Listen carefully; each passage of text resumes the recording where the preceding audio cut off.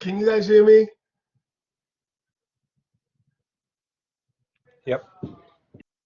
Are you anybody having problems getting into Pearson? No, but did you say you were supposed to like assign the homework at the same time as a quiz, right?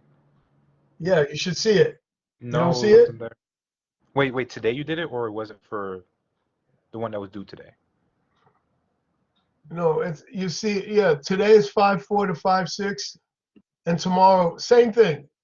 It's due on Thursday. Homework 9. You have to see that.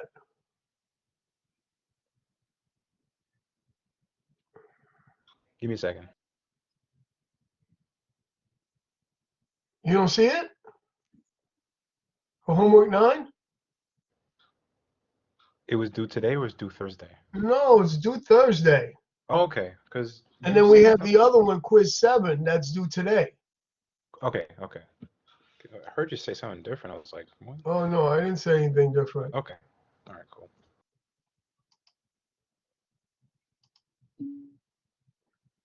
Hi, Rosario.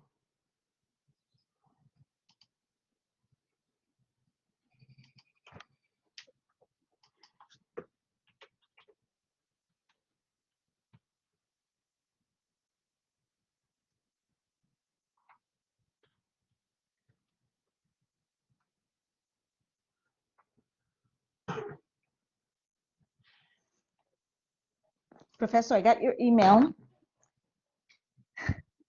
You got it? Yes, I got your email. I did correct it afterwards. I was staring at it and I noticed it.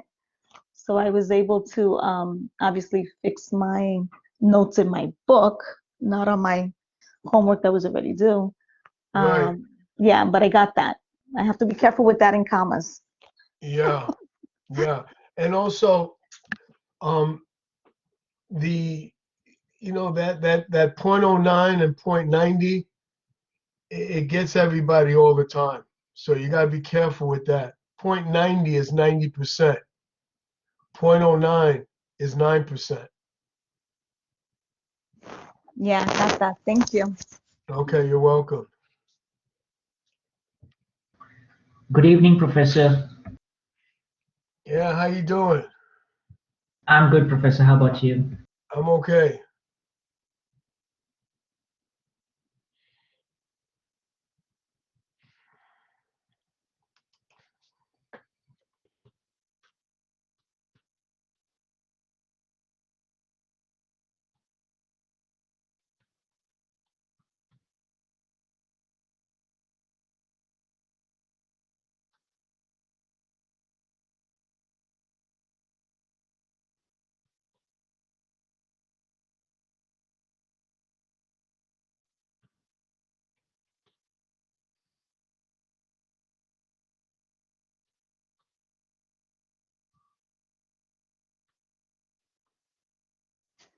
Professor, you're going to be going on homework, going over homework, chapter 7? Yep, the quiz. And wait a I minute, mean, the quiz, didn't we yes. do that? No, the quiz, yes, I'm sorry. And then we're going to go over after that, we're going to start reviewing. We're going to start reviewing. Give me 1 second.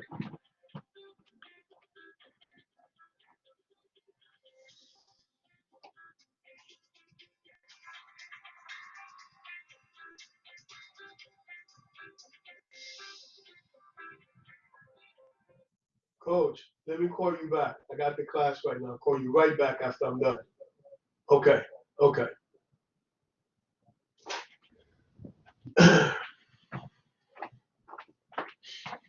Okay. Here's what's going on. All right. Let me let some more people come in. Um,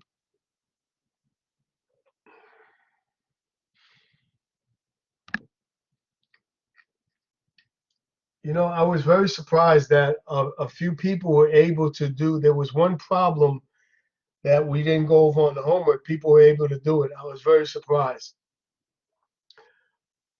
But with this, I don't even want to get into that. But That's it. We're winding down. Now, listen to me, class. I want to see how things are going. We might add another class the last week. Next week is the last week. Wow. So I'll see how we are doing like on Thursday. If we need to, we'll add a class for Monday night at 8 o'clock. So we'll do Monday, Tuesday, and then Thursday if we need be.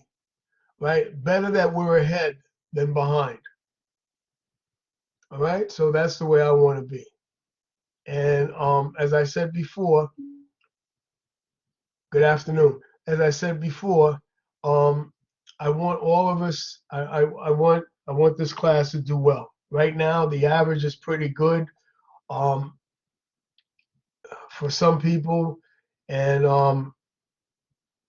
I try to bend over backwards to help as much as I can.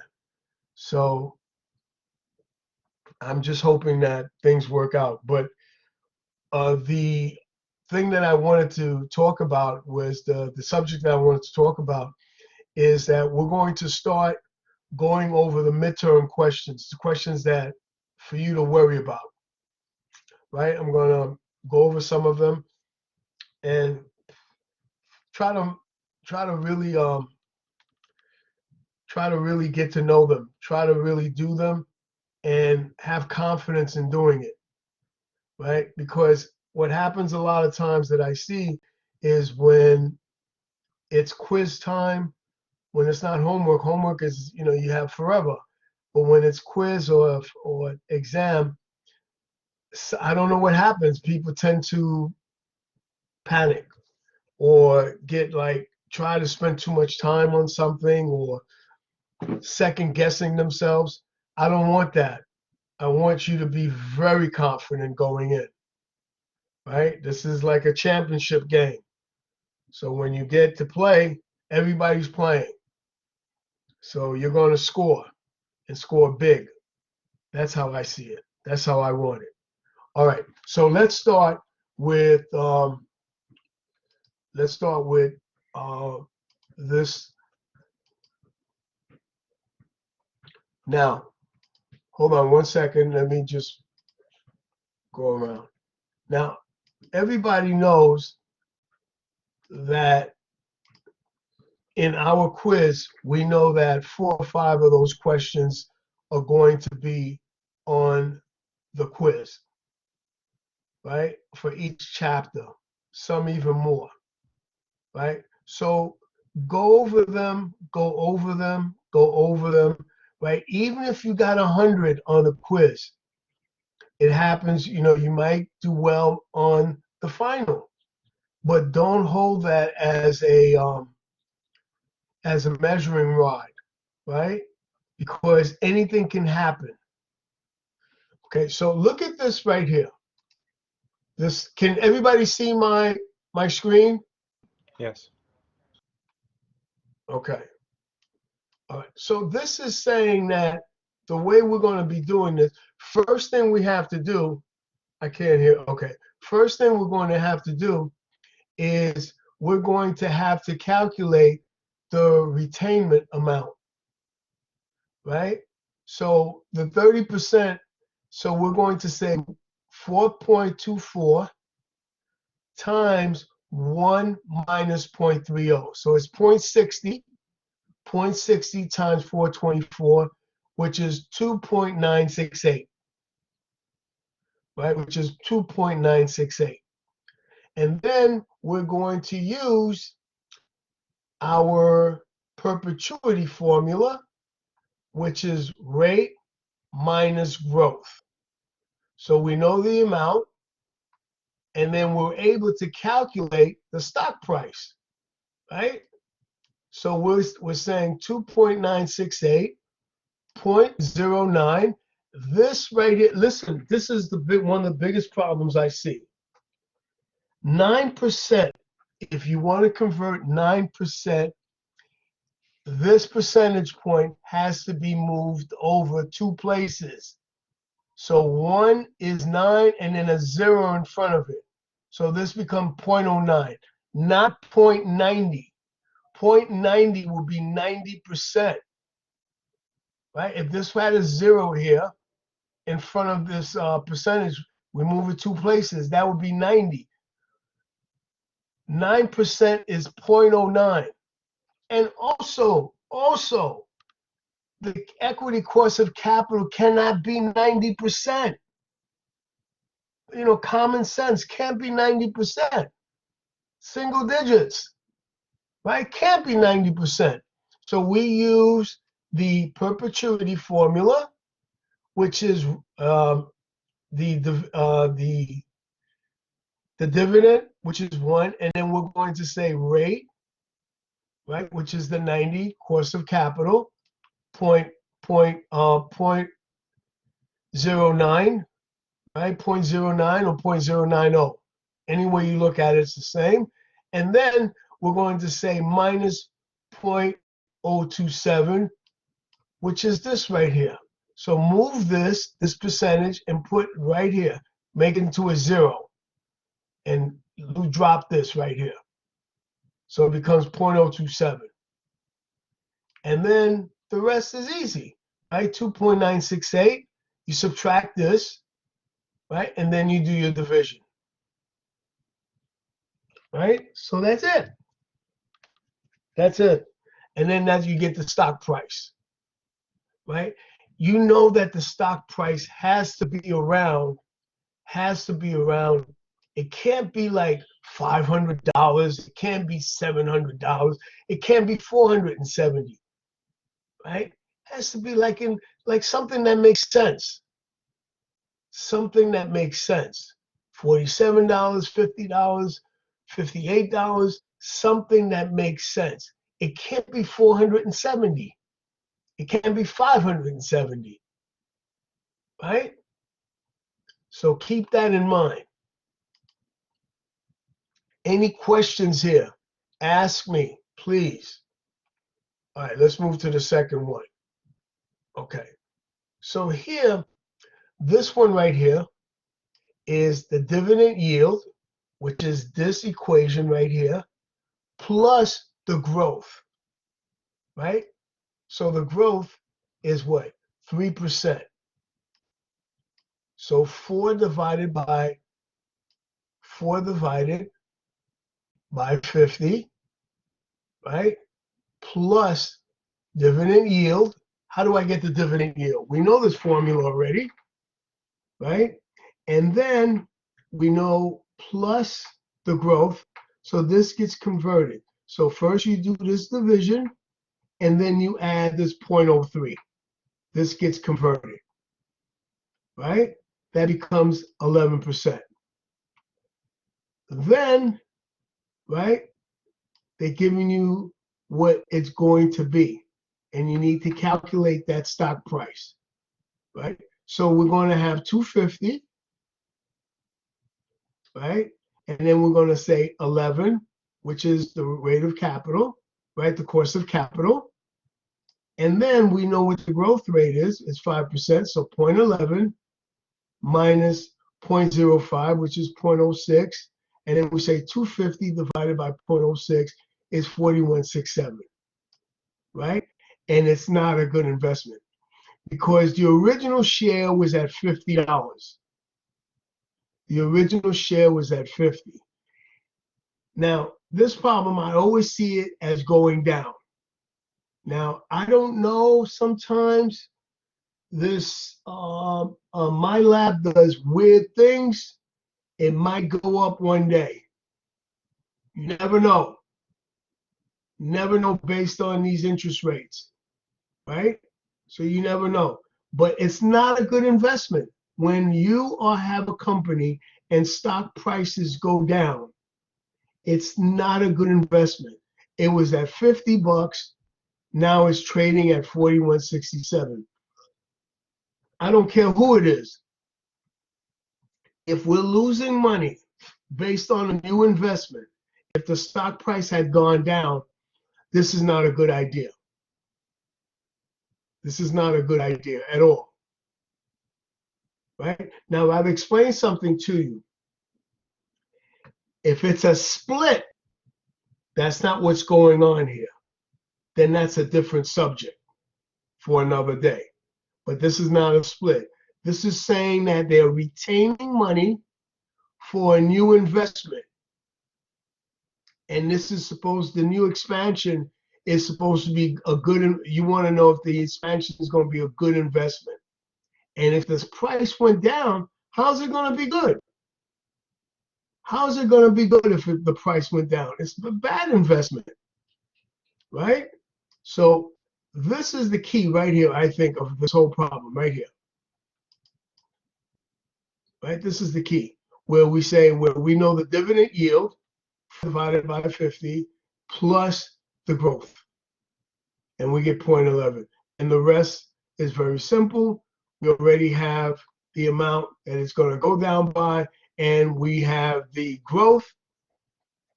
And once we have the growth, we have the rate of return to capital, and then we just do our due diligence, which is right here, and then we're good.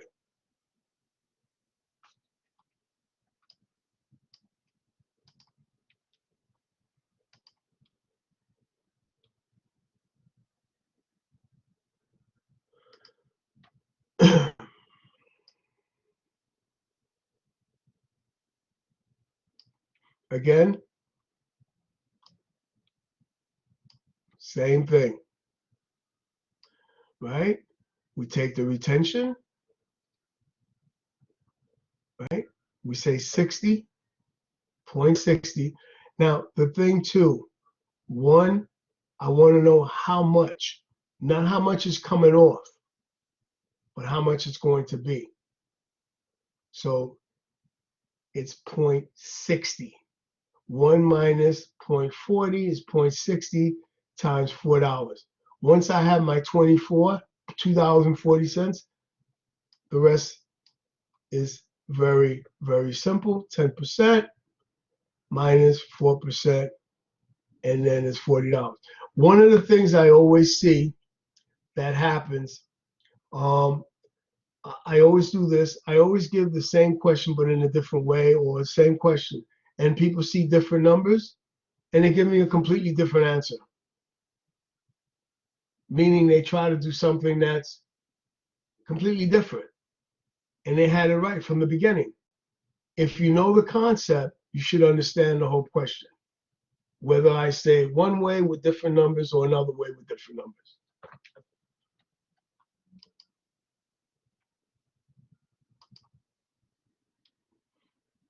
Okay, so here we're calculating the dividend yield, which is 4%, right? That's what I want to know, the dividend yield. 22, right? 88, the dividend divided by the price today. So it's 4%. Then I want to know the capital gain. So I'm going to say the price, the gain, 23.54 minus 22 divided by 22, and that's 7%. And then the total return is the 4, the dividend yield, and the capital gain is the total return. You had these on the homework. You were able to do this, right? This is very simple, right? I can't make all the questions on the exam difficult. Some of them, I made them just a little bit challenging, right? Because we have to have some kind of standard, right? So I can't make every question very difficult, because that wouldn't be fair on any test, right? On any exam. I don't care who's giving the exam, whether it's for the highest calculus to trig, whatever it is. You can't make all the questions hard.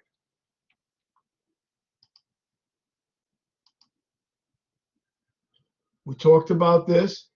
Claim this to be 100, right? So if Class B has 5 times as much Class A, right? So we know that what Class B has 500, right? And Class A only have 100 because it has 5 times as much. Now let's do the math, right? So if you own 10% of Class A, you're going to say 10% times 100 plus Class A, and Class B is 22%. You're going to say 20.22 times 100 times 5. And that's going to be 100. And then you're going to divide it into the total number of votes. And then you're going to come out with 0.2. Again, move the 0 2 places, right? Over here. And then put the percentage. And then you're going to have 20%.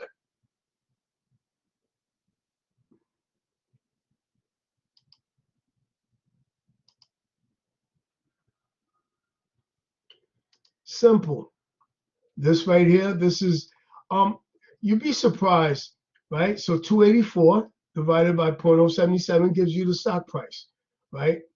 Now, I've had people in some of the exam, if this was one of the questions, when I first started teaching this course, I used to give a lot more questions on the midterm and on the final. And I would give a question like this, and some people will put 3,688. Some people put $368, right? And we've gone over this, and I explained to them that if you're getting that much in dividend and that much of a percent, it can't be that much money. It can't be $3,000. It can't be if the dividend is $2.84. Right? It can't be that much, and that's 7%, 7.7. Right? And they would argue with me, and we go back, especially on the midterm. Oh, but you didn't say it. And then I used to, what I used to do at times, I used to try to give questions. I would take some from this one and that one, and it wasn't working out. Right? Because what was happening is things were being done, but they weren't using common sense in doing some of these problems.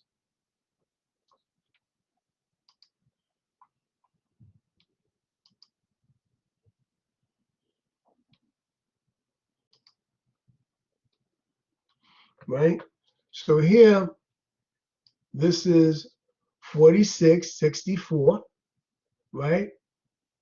And then you say times cost of capital, right? You want the future value of it, right? Because it says how much you expect to pay for next year, current its price, right?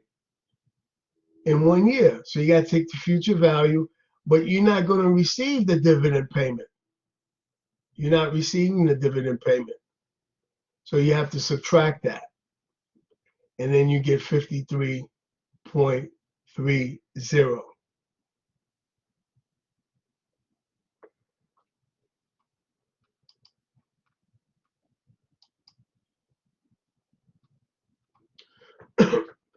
Here, this is 20,000 times 0.24, and that's how you get the 4,800. In real life, people do not take their dividend payments. They buy more shares with it.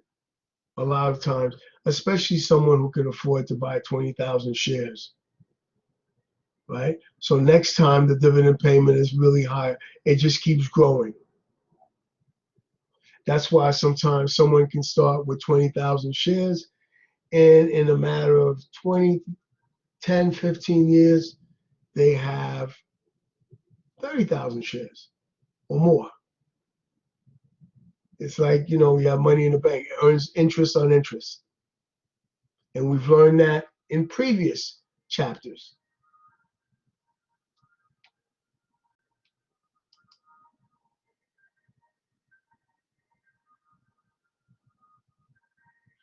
$0.45. Now here, this is one that throws everybody in for a loop. Okay, so now we're trying to calculate how much the stock price is, right, based on the dividend, right? So we're going to say 1 plus 0.137 times 0.25 minus 1, because this is per quarter. Once we get that amount, we're going to say 0.45, which is the dividend payment, divided by the number that we got. This is the whole thing right here.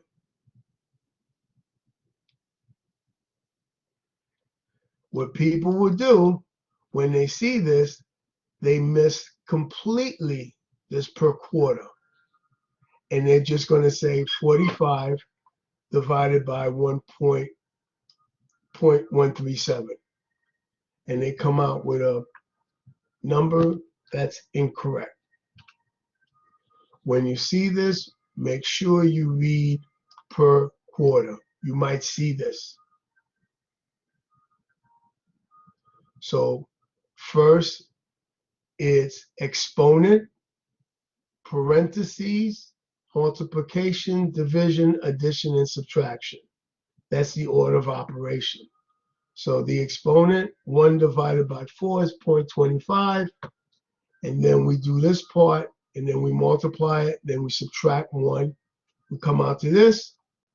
We bring this down here, right?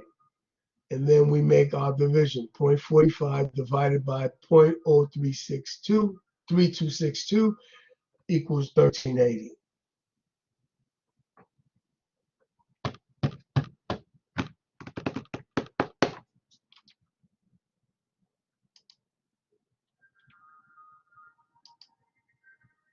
Okay, now, I was surprised that a few of you got this right, which is okay.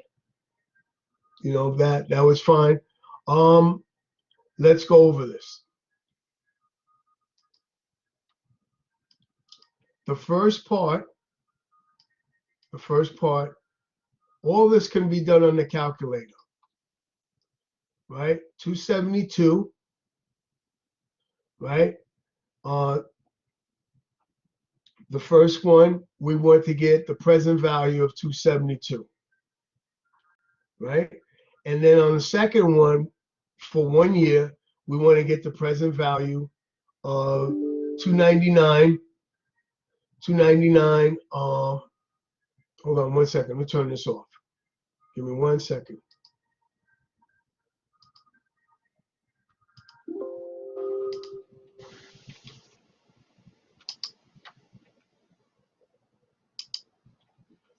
Okay. So we're going to, so in this one, we would say n equals 1, right? IY equals 9.8, right? Our payment is 0. Future value is 272, and compute for present value here, right? We get our answer, we put it here. Second one, we say 299 plus 5079, right? We have our amount. And then we would say n equals 2, IY equals 0.98, payment is 0. Future value would be these two amounts would be future value, and then compute for present value. We add this present value plus this present value, we come out to 4709. Here it is right here, division 1, dividend 1 divided by the rate, and dividend 2 divided by the price share in 1 year, right? A year from now, right? In 2 years, I'm sorry, 2 years. So that's going to be our first answer. Now, second part is to calculate if you plan to hold it, right, in 1 year. So 299 plus 5079, right, plus 1.98. So the way we're going to do that on our calculator, we're going to say n equals 1, IY equals 9.8. Payment is 0. Future value is $50.79 plus 2.99. And then compute for present value. You're going to get 48.98. Professor, can you please explain this again? This one right here, it says to you the dividend share next year, right? So this is, you're going to N equals 1, and then the amount, the stock price, right? Right here, this is it, 50.79 in 2 years, right? So we're going to do, but we want to, how much would it cost in 1 year? So we have to do it for 1 year. So we need to get the present value of it. So we're going to say 2.99 plus $50.79. So this is for 1 year. So N equals 1. N equals 1. IY equals 9.8. Right? Payment is 0. Future value is 2.99 plus 50.79. That's the future value. And then compute for present value. You come out to 48.98. The price which you expect to sell a share of ACAP in 1 year is 48.98. Now, the second part, the last part, right, is the dividend payment for the first year is 2.72, right? And you've calculated the payment is going to be for 1 year, right? Which is 48.98. So you're going to say N equals 1, IY equals 9.8, IY equals 9.8, right? Payment is 0. Future value is 2.72 plus 48.98, and then compute for present value, and you should come out to 47.09. Now, class, right now, if I was a betting person, right, I would take copies of this. I'm going to leave it up. You can use your phone, you can do your print screens, whatever you want to do. Just follow it.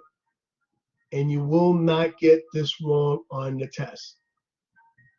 Just follow this to the T. And do not panic.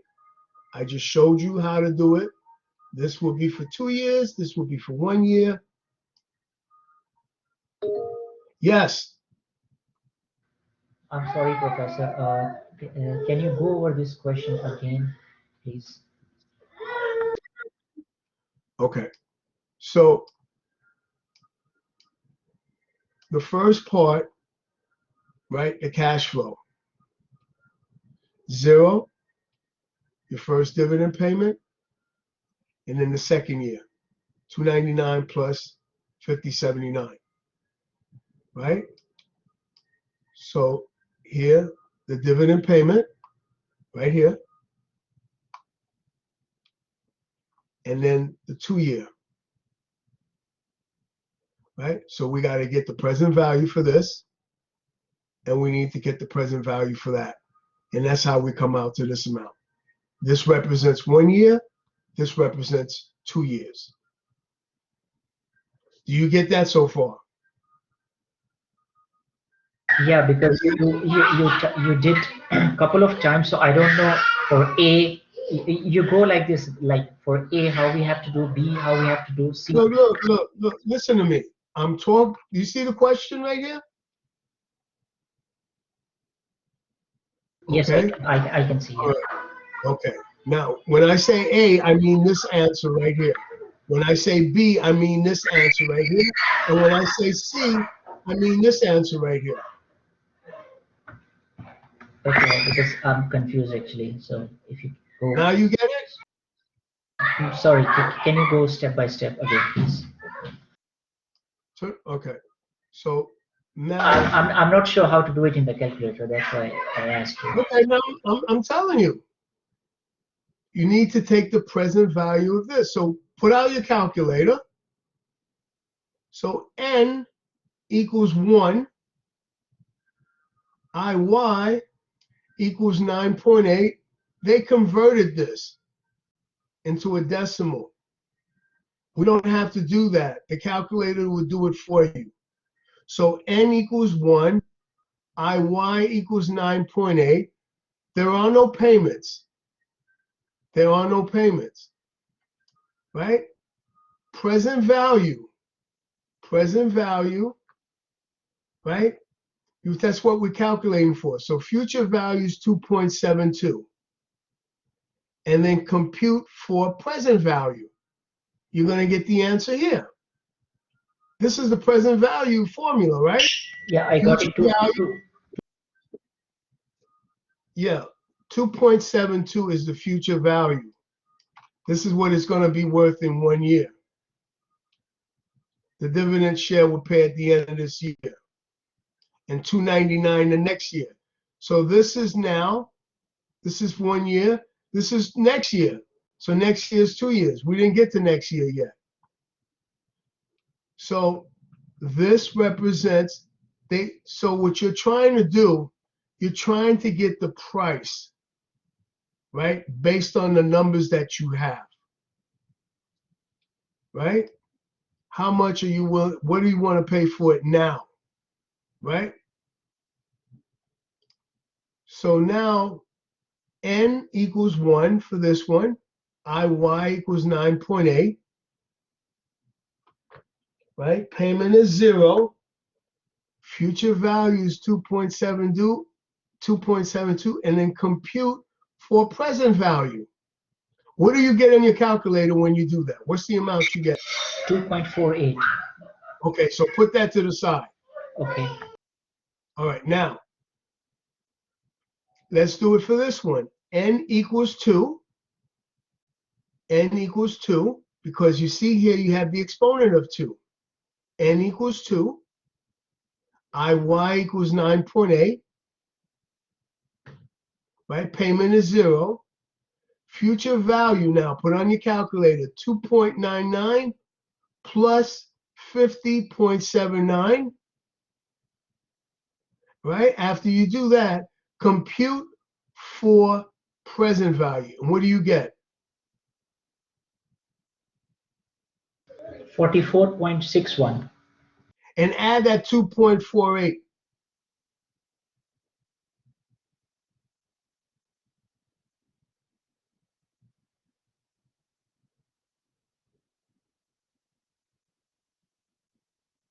$47.09. What's here? Yes, it is. Okay? Thank you. All right. And over here, you do the same. Here, you for 1 year, 2.99. You take you want to know the present value of this one. So N equals 1, right? IY equals 9.8. Payment is 0. Future value is 50.79 plus 299, right? And then we compute for present value. We get 48.98. Now we have that price. Now we can do this one, right? We know 48.98 plus 272, which is the dividend for 1. This is the price you're going to be paying. You got to calculate this now, right? Now we want to know how much we're willing to pay for it today. And it comes back to about the same as this one. And so we say 2.72 plus 48.98, right? N equals 1. IY equals 9.8. IY equals 9.8. Payment is 0. Put this 272 plus 4898, then we come out to 4709. Now, one of the things that happens in this problem, right? Everyone that does this problem, a lot of times they would have everything right, and then they would put a big number. They would put 470 here, and they would have 4898 here and 4709.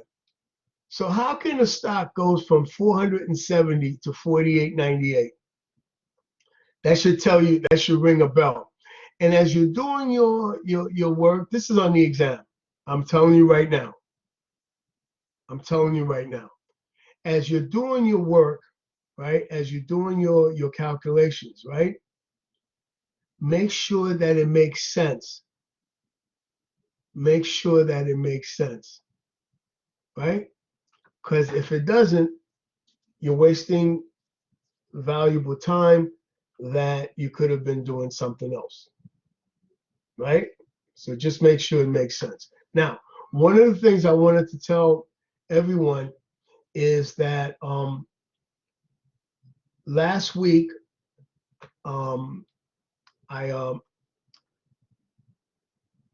was doing, let me look at you guys. Last week, I said to everyone, I said, okay, let's look at some of the questions from the midterm, right? Let's look at some of the questions from the midterm, and let's do a couple of them. And I picked out, I believe it were 2 problems. And I believe Stephen was the only person and someone else that got one of them right. Everybody else, yes, Laura? Yes? Yes? Okay, I believe that Stephen was the only one that got the question right. Other than that, everybody else did not get it correct. And what I'm going to tell you is that anytime you deal with accounting or anytime you deal with numbers, if you don't do it often, and I'm going to tell you this, same thing when you get a job working at a large firm, right? And if you don't practice your craft, you lose your touch. If you don't practice your swing in baseball, you lose your swing. If you don't practice your serve or your strikes in volleyball or your stuffs, whatever, you lose it. Okay? So my advice is to look at some of these questions. All right, let's go over them. Let's start. Let's start this review.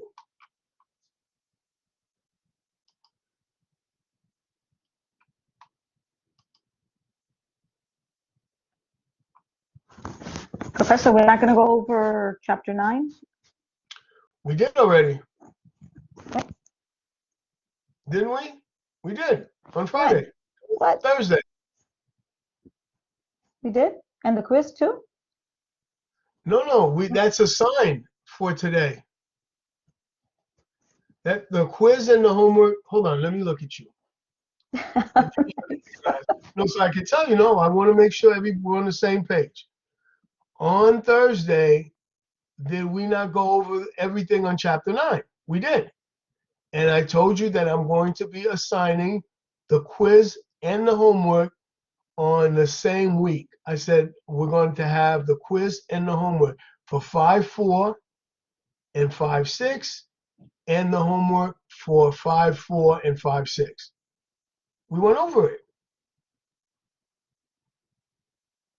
You don't remember us going over it? I remember doing the homework. I don't remember going over like a. You didn't even do the homework yet. We didn't do the homework. The homework's assigned today. Yes, but I remember like how we go over the homework for chapter 9. Okay. But we have quiz and chapter 9 due Thursdays. That's right. We did go over it. And I Okay. said to you, the quiz and the homework are very similar. Oh, yes. Okay. Yes, correct. Sorry. Thank you. Okay. It's all right.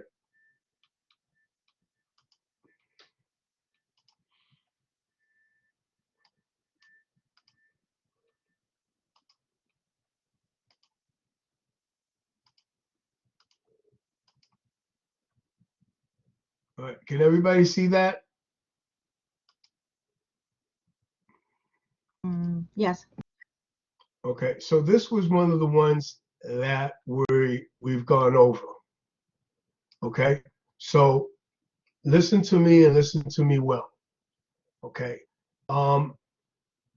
This right here is what effect would a 9.71 operating expense have on this year's earning, right? So if you take all of your depreciation up front, if you take all your depreciation up front, you will not have any, you don't have to take it next year. It won't have any bearings on next year.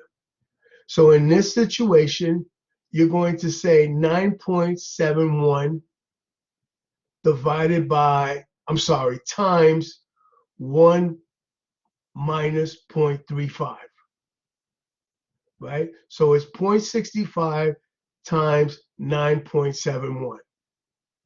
That's the first thing, right? And it's going to be a negative number. So what's 0.65 times 9.71? Anybody? Negative 6. Negative 6.31. Negative? 6.31.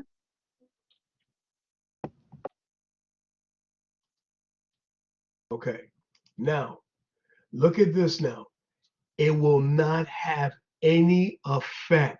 There will be no effect on next year's earnings, right? No effect. Zero. Zero. Now, this right here is giving you the amount. It's already doing the calculation for you. You don't have to divide this by 5, right? So we're going to say 2.08 times 1 minus 0.35. So 2.08 times 0.65 is what?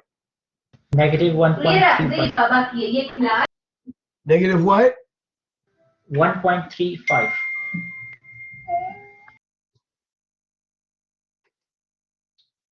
And that's it. That's it.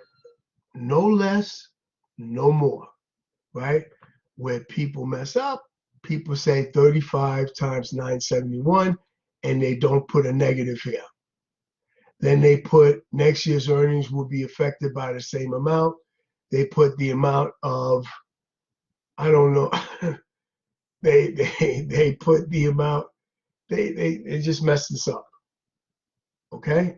Now, the second part, listen to me, the first part. When you are taking your depreciation up front, right, for 1 year, most companies don't like doing that because they like to spread it out. They like to spread it out, right? Most companies, right? So they can have more tax write-offs, more things can come off, right? So they don't usually do that. But if they did, more power to them, right? So they're doing this year. So this is a one-time hit. They can't do this anymore, right? This right here, this is going to be hitting 5 times. So we're in 2021. So the last time we can claim on this will be 2026 because we have 5 years. And all we need to do, this is the tax rate, the firm's tax rate. So all we need to do is calculate 2.08, right, times 1 minus 0.35. These two numbers should always be negative. these two numbers should always be negative,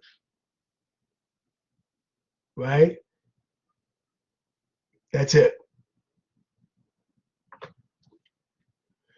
Any questions here? No. Okay. I'm not going here. This was an embarrassment to me. This was the gimme question for the exam. And I would say about 50% of the class got this wrong.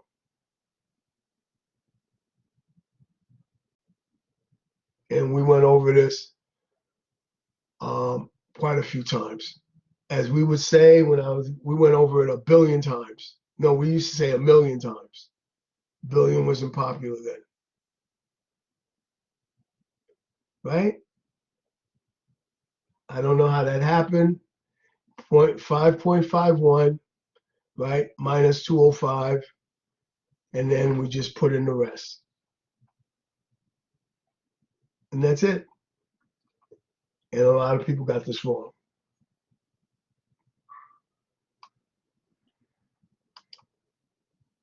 Okay. Now,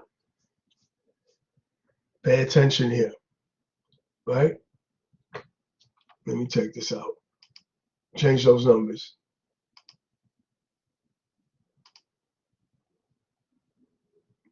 Okay, so here we need to calculate the market capitalization, right? The market capitalization. Pull out your notes so you can see how to do this.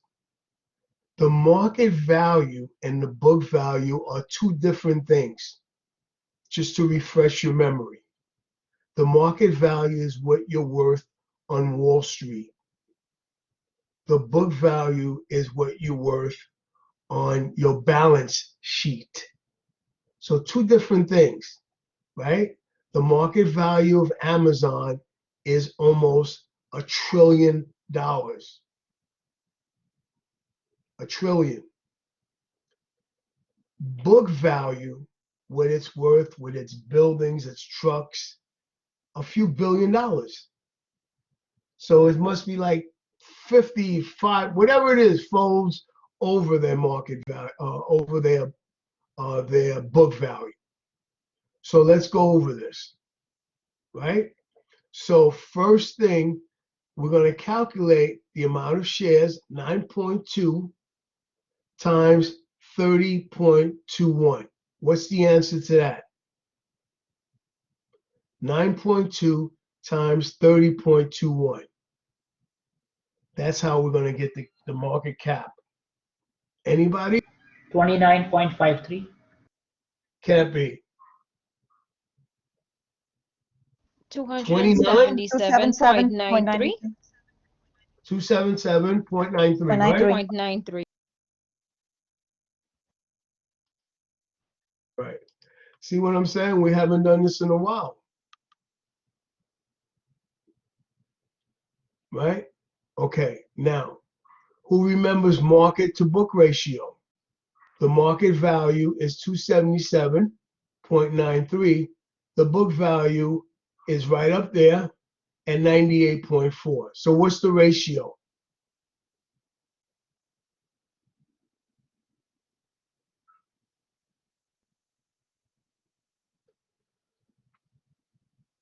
Oh my God. So 277.93 divided by 98.4. 2.82. 2.82.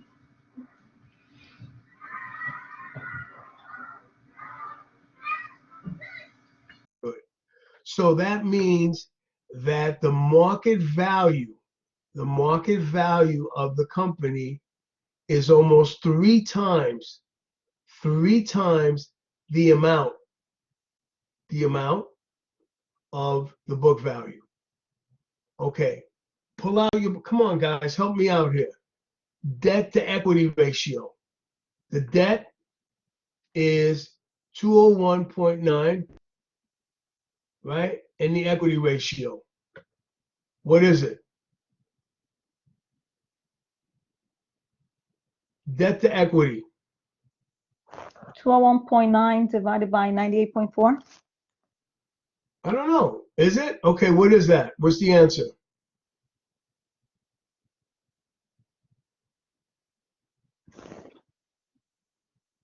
2.05. 2.05? No, did I calculate this wrong? Anybody else? Come on. Where am I? Rosa's doing okay. What did you get, Plus- Rosa? Plus 201.9 plus 2.05. What?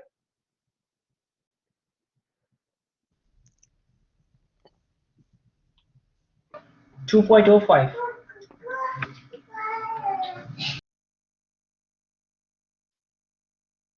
Good. Now, GE market debt to equity ratio was what?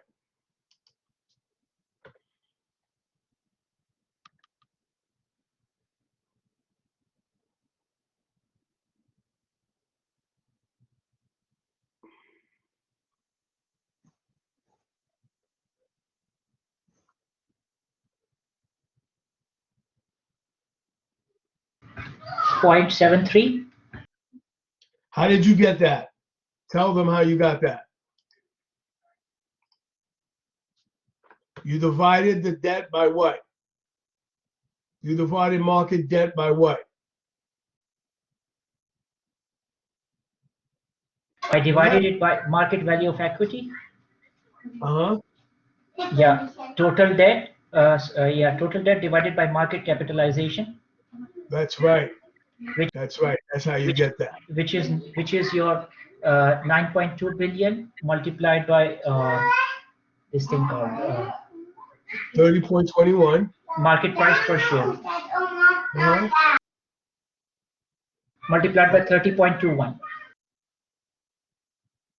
Divided by what? It's 9.2 multiplied by 30.21. That's we have to divide. Okay. And then what's the debt part? So total debt is 201.9 billion. Thank you. Okay. Now, this is the most important part of a company. The enterprise value. Somebody else help me out here. Come on. Nobody remembers this formula? The enterprise value? The enterprise value, Market capitalization plus debt minus cash.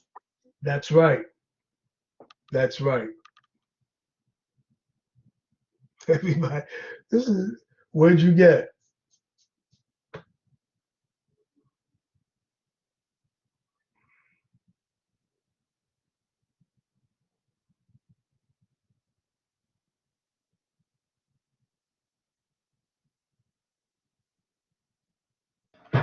Can you scroll a little bit up?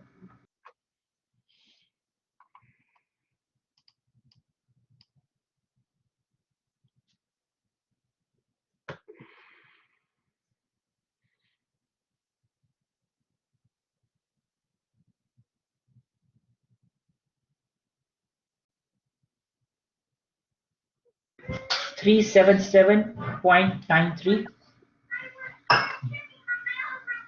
377.9 only.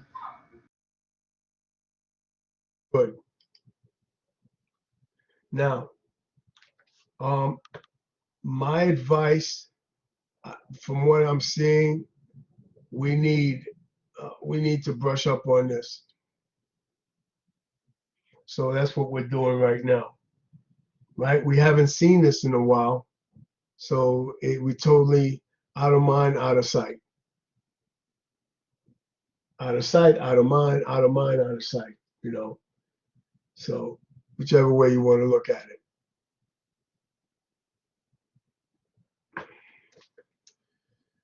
Let's do a couple more.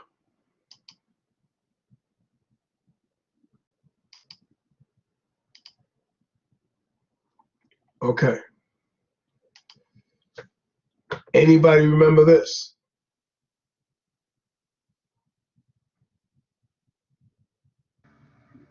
Yeah, little bit. Somebody else besides you. Anybody else in the class? It's gross profit is equal to sales minus cost of goods sold. So, and then what? You left the part out.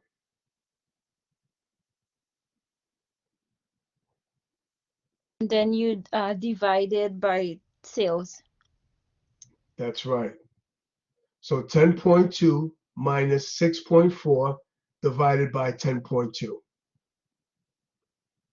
And what do you get?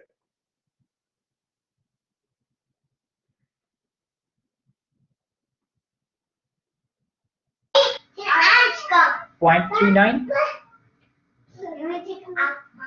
It's 29%? 39.2%. Oh.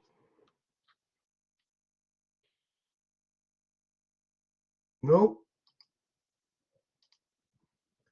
10.2 minus 6.4 divided by 10.2.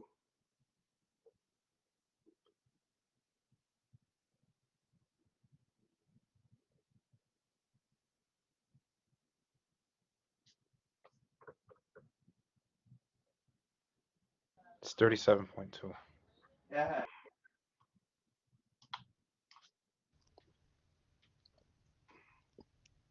Three. Okay, well. Okay. Now, after we do that, we have to the operating expense. So we're going to say 10.2 minus 6.4. Right? The answer we get from that, then we subtract the 450,000, the 1.4 million, and the 1.3 million. And then we divide that by 10,200,000. I'm sorry, can you repeat that one more time? We're going to say 10.2 minus 6.4, and we get an answer. Right? So put 10,200,000 minus 6,400,000. Right? Then we subtract 450,000, 1,400,000, and 1,300,000. And then we divide it by 10.2.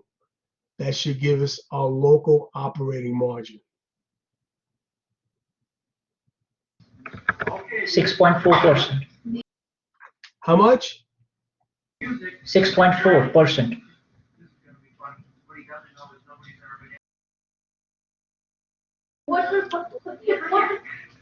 Now, the answer we got from when we made all these deductions, we're going to say that amount times 1.65 divided by 10.2. The answer we got when we made all these deductions, right? 10.2 minus 6.4 minus 450,000 minus 1.4 minus 1.3. And then we're going to say times 0.65 divided by 10.2. 4.14.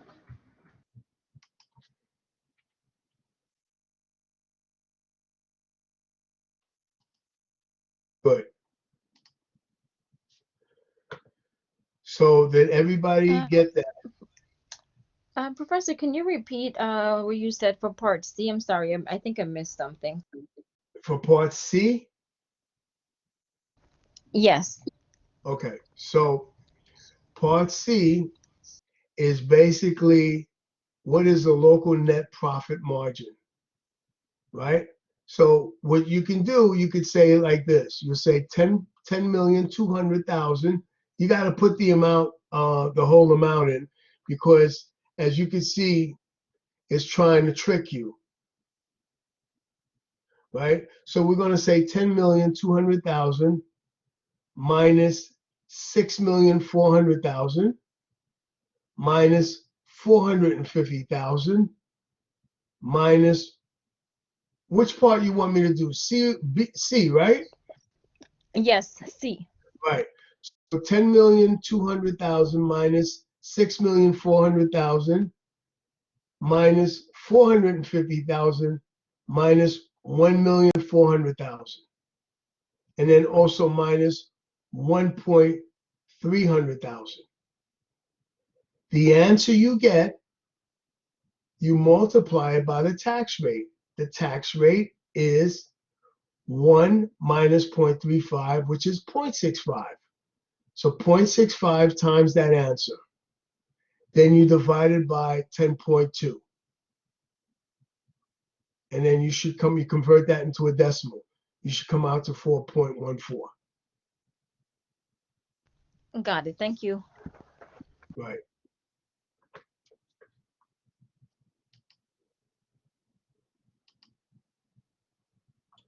I want to see something. Hold on 1 second.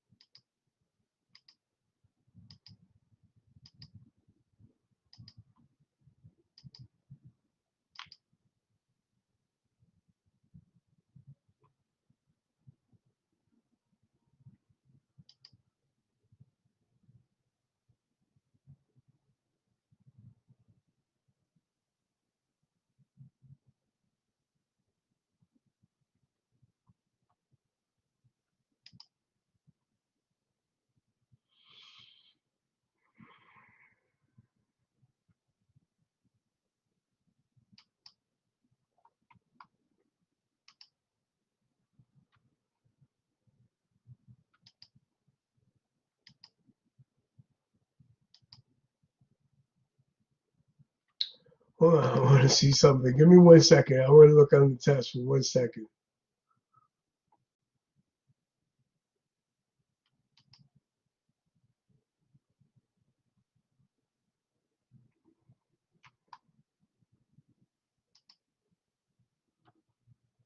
Okay, so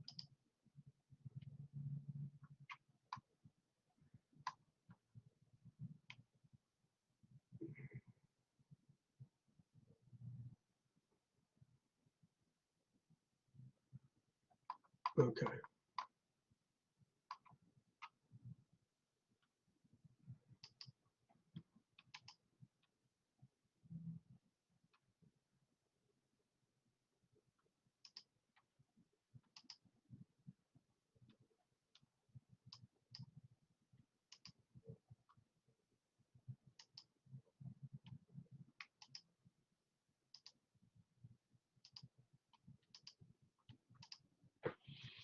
Okay, can everybody see this?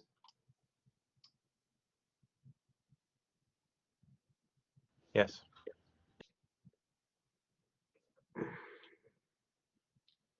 All right. This question is one of the most hated questions, but this is part of life. Okay? Does everybody remember how to do this?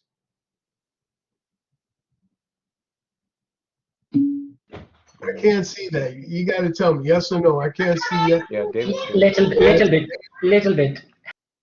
A little bit. Can I Oh, try? by the way, can you guys have access to your midterms? I'm sorry, Everyone Professor. should. Everyone should have access. Can everybody see their midterms now?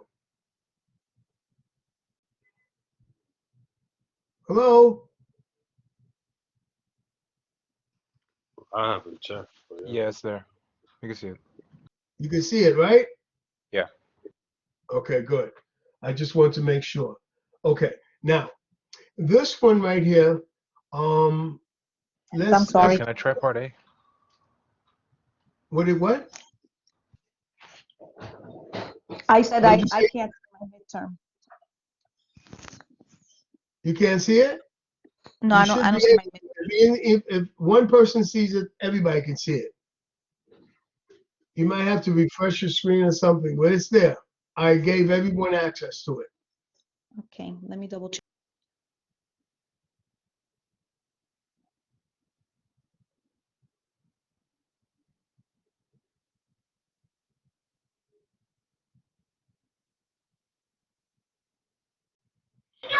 Professor, I have a question. Okay? Are you going to test us for the long questions in the finals? Like, because 25 questions you're gonna give. So, Listen to me. I don't know. Listen. Last exam, everyone did really well. So did you, right? So I don't see how a question like this should hold you back. And you've seen, this is probably one of the longest questions. This is it right here. So you spent 5 or 6 minutes on it. honestly speaking, I completed the exam like 5 minutes before, and it was 20 questions. Now it's 25 questions. Right, I but you don't. have 2 hours, no. You have 2 hours.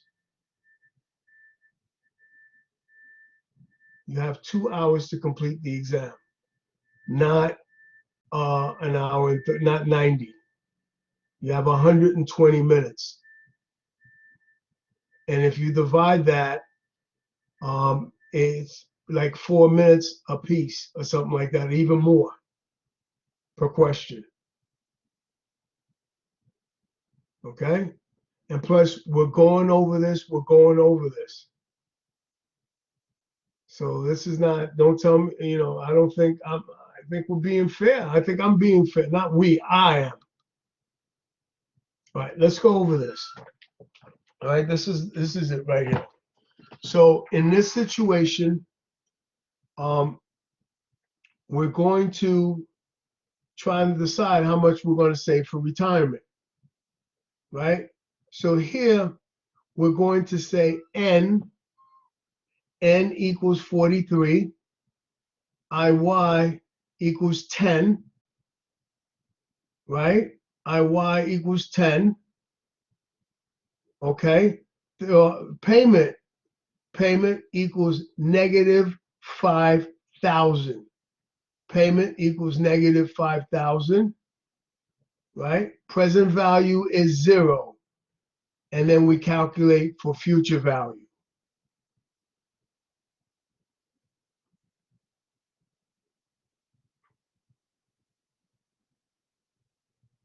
Okay? So what'd you get?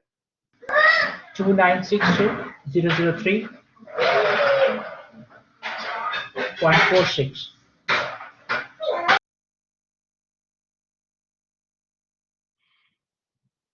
Oh, okay.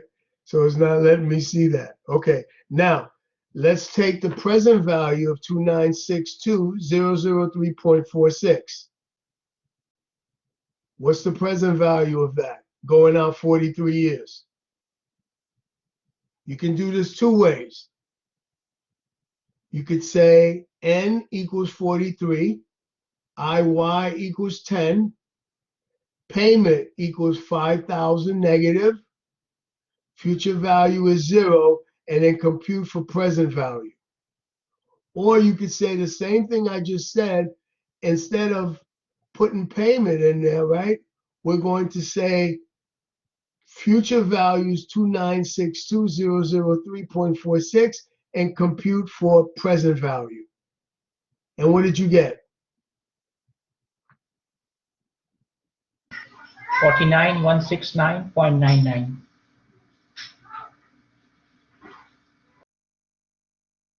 Okay. Now, this one right here, if you hope to live 20 years into retirement, how much can you draw every year so that you'll exhaust your withdrawal in 20 withdrawals? So this is saying we're going to calculate for payment. So n equals 20, IY equals 10, right? We're calculating for payment. Future value is 0. Present value is 2,962,003.46. And then compute for payment. What do we get?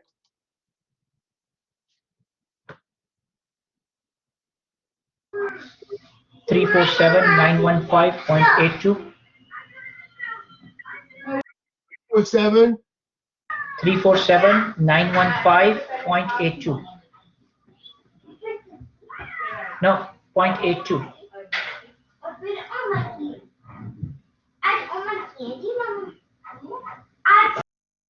Now this one, we're calculating for n, right? We're calculating for n. So we're going to say this. We're going to leave n alone. We're going to say IY equals 10. Payment is going to be negative 300,000. Payment is going to be negative 300,000. Future value is going to be 0, and present value is going to be 2,962,003.46. And then we compute for n. What do we get? 45.84. 45? Yeah, 45.84. Okay. Now, last one, we're calculating for the rate of return. Right? We're calculating for rate of return. So we're going to say n equals 43. We leave IY alone because that's what we're calculating for. Right? Payment is negative 1,000. Payment is negative 1,000. Present value is 0. Future values 1 million. And then we compute for IY. What do we get?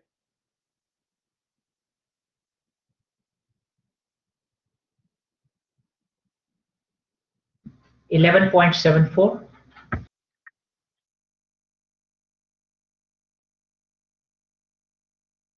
Great. Good job.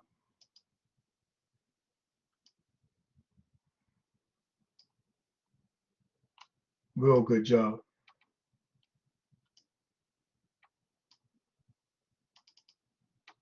Now let me look at the class.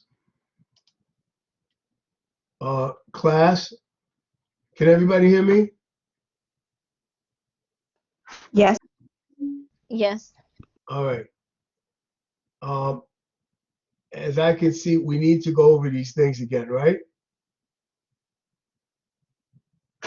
Yes. Okay. That's what I was wondering. Okay. So, and we will. And we will.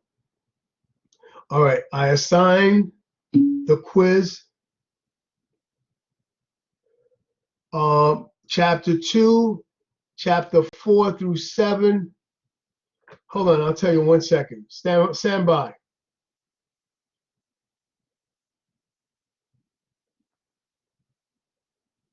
Chapter 2, 4 through 7 and 9. That's what's on the final. All right. We're gonna go over this because, oh my God, we gotta catch up. No, we're not doing 10, David. We skipped 8. We missed 8. We didn't even do 8 because we have a lot. Okay, so on that note, I'm Huh? sorry. What did you say? We have a quiz or the final? What is that? no, I never said that. I said we skipped 8. No, but what did you say about chapter 2, 7, and 9? I said that's what's on the final. Chapter 2 through, hold on 1 second, one more time. Chapter 2, 4 through 7. So that means 4, 5, 6, 7, and then 9. You got it now? Yes, yes. Okay. All right. So I assigned the homework and the quiz for chapter 9. They are both due on Thursday. Okay, we're a little pressed for time. So that's it. Have a great evening. All right? Professor, can I talk to you after the class? Yeah. Oh, sure. Good night, Alexis.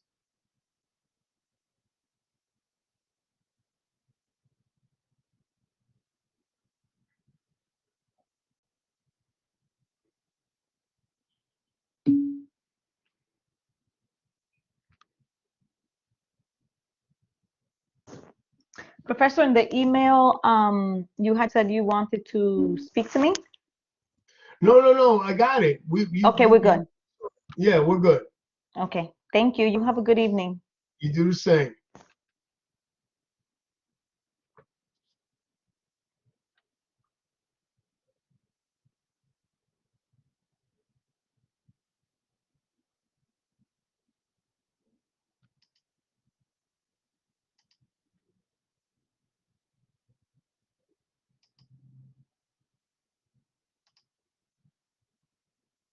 Yeah, so what's going on?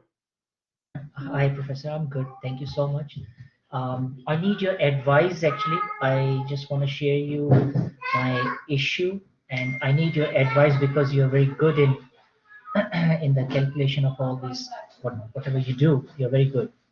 Um, I'm actually I have a family, I have kids, and I That drive. what? I'm married. I have kids. I have family. Okay, Okay. and I drive. I work full time, and I drive for Uber. I'm an Uber driver. Okay. I'm planning to change my car. I'm planning to buy a new car, and I'm thinking to buy a Toyota Highlander. Now the thing is, I'm confused where to get a good interest rate. So because I'm also new in this country, I just came here 4 years Okay, back. let me ask you something. Do you have any uh established credit?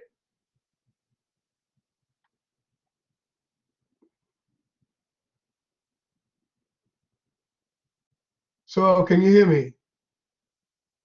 Sorry, I can hear you. I can hear you. First of all, you need to have, do you have any kind of credit? Yes, I do have credit. I have around like 4 cards, one American Express with 50,000 credit limit, and Okay. my credit is 740, I think. 740. Okay, here's what I'm going to do. I have a friend of mine who is a broker in cars, right?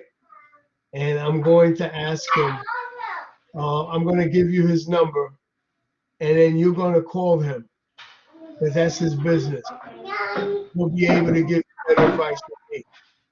No, actually, the advice what I need from you is because I want to buy a brand new car because Okay. I drive for Uber, so Uh-huh. I need a new car so I know how I'm driving it. You know, it's my car. Right. Nobody drove that car, so I want to buy it from the dealer, Toyota dealer. Okay, but the thing is, when it comes to getting a loan, okay, that's a problem. I don't know which bank I should. Today I contacted Capital One, and they said you submit your 1099, and we will let you know. Before giving my bank statement, they were asking. They gave me around interest rate of 7.9, okay, which is very high. They said because we have not yet verified your income, so once we verify, then we can give you a better interest rate. So let So them verify your income. yeah, I'm waiting for that. But I just thought like I will talk to you. Maybe you can advise me which bank is giving good interest rate. You should go to the dealership and see if they give you a better rate than that. Okay, You might go to the dealership and based on your credit rating, you might even get a better rate than that. okay. Because I was checking on the internet, there's a website called Credit Karma, and they were saying the Bank of America comes number 2 in terms of giving good rate. and Right. Well, you should go. I would go to the dealership. okay, Right. You go to the dealership and tell them you're interested in buying a car. okay, Right. And then see how much the rate is that they're offering you by. okay, Right. And make sure you read everything on that before you sign it. fine. I got you, Professor. I got your. And if you get any idea who gives a good interest rate, just guide me on this. Just about Okay. interest, because I did not buy still, because the thing is, the problem is when I transfer my plates from my old car to new car, maybe I cannot work for 2 to 3 weeks. That's gonna be a painful for me, because I cannot sit home like that, because Right. there's a procedure to transfer the plates and get it checked from the taxi and limousine commission. So Right. that's my. So I have time. I just looking for a place which can give me a good interest rate. Right. Second, So I would go to the dealership, and also where those guys that you deal with, your other drivers, where do they go and get their cars? see, Professor, the thing is, I'm not a professional taxi driver. I never used to work as a taxi driver. But coming here in America, I need to feed my family. So I quit my job and I started working for Uber. Here, everyone lies. People jealous. They don't give you the right decision. Like, okay, Right. they're turning right, they will say I'm turning left. Like, they Right. things like I that. understand. So I understand. I'm scared to ask people anymore. Okay. Okay. So I would go to listen to me. I have I know a guy that's his business, and he's a broker with cars. Why don't you speak to him? Okay. Why don't you speak to him? When I email me, and I'll email you his number, and I'll tell him that you're going to give him a call, and he'd be the best person to talk to. You tell him exactly what you just told me. I'm sorry. I will talk to him definitely, but I know he will say that buy from him rather than going from the No, dealer. he won't say that. He won't say that. He So, won't say that. He'll give you the right advice. He'll give you advice. I would tell him to give you advice. I'm okay. not telling you what to do. I need second advice. I know that's not your job, but just because, see, did handling all this business related course. So Mhm. SBA, Small Business Administration, they have given a loan to all the gig employees workers. So I took that loan. It's called PPP, Paid Check Protection Program. Right. Now, in that program, they are saying that this loan is forgivable 100%. Okay, this is something new to me. So that's why I'm buying a car, because as per the clauses, like they say that within 8 to why it is good, because it is 1% non-compound interest, Right. this loan. Okay, that's why I chose this loan. And this is, they say that we can ask for forgiveness if we show that this money is fully spent on our business. So there you go. Okay. But Yeah. let me tell you something. Yes. I'm not good at knowing about cars. Yeah. Right. That's why I'm going to put you on to this guy. He'll be better at advising you. He's not going to tell you to get a car from him. So I'm whatever the loan I got around $21,000 from them, from the SBA. That money Right. I'm going to pay as my down payment. So I will be paying less interest and less amount of interest. Oh, forget it. It'll be very low. It'll be very low if you put that much down on the car. Yeah, because see, the thing is that's the only reason. I don't want to waste this money for any other thing. I just want to buy a car. So Right. Get it done. yeah, so that's why I ask you to advise me. I will send you an email after the And I'll class. send you the guy's number. Okay? Please, Professor. Thank you so much, Very Professor. welcome. All right. Thank Take you. care. Thank you. Bye-bye. All right.